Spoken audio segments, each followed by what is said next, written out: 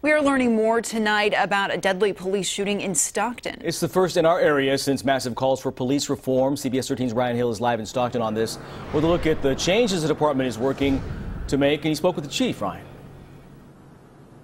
Yeah, that's right. The chief of police here in Stockton says that the officers' approach to the situation can certainly change given the information that they knew about the suspect, seeing that he was they're saying that he was a murder suspect involved in a shooting, that he may have been armed, and that there were plenty of concern from people when they found him inside of this apartment complex right off of Casumas Drive.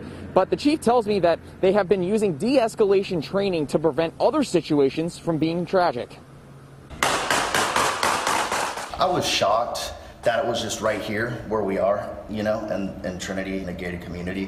What happened was the first officer involved deadly shooting in our area since the death of George Floyd. Officers yelling at a murder suspect to surrender in an apartment parking lot.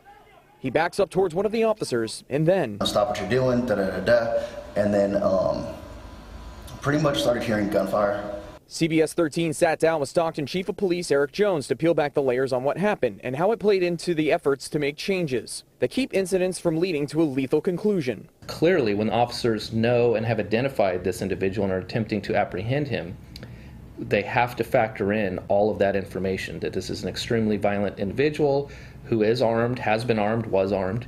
And so that certainly changes the approach. The chief says the shooting and how the officers responded are still being investigated, but says de-escalation training is still top of mind for his officers. We have recently implemented de-escalation training.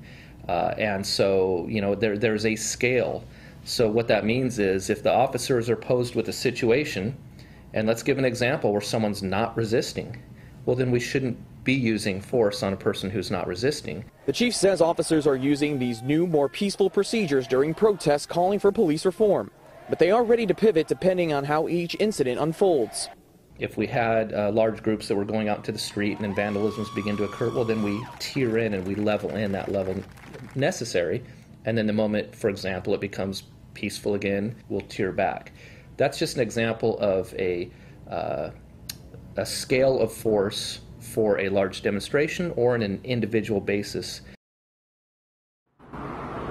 The department says that they're also working on calming situations down where somebody might be dealing with a mental illness or a substance abuse problem while having caseworkers respond to these calls that they are responding to. They're also working with the city manager's office because they just rolled out something called the City Managers Review Board that will take a deeper look into data, training, and policies to see if there could be any possible changes to policing here in Stockton. An interesting strategy. All right. Thank you, Ryan.